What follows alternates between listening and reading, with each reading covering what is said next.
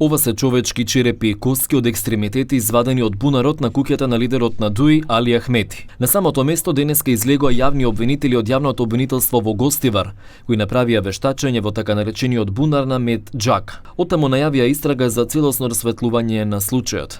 Координаторот на тимот за ексхумација Мусли Муслиу претпоставува дека овие човечки останки датираат од 1913 година. Според него телата прво били изгорени, а потоа фрлени во бунарот. Поради вештачењето и надлежните органи, ние нема да дадеме дополнителни информации од нашите домашни и странски историски извори во врска со тоа што и самите можете да забележите, дека тука станува збор за геноцид, кој не може да се објасни.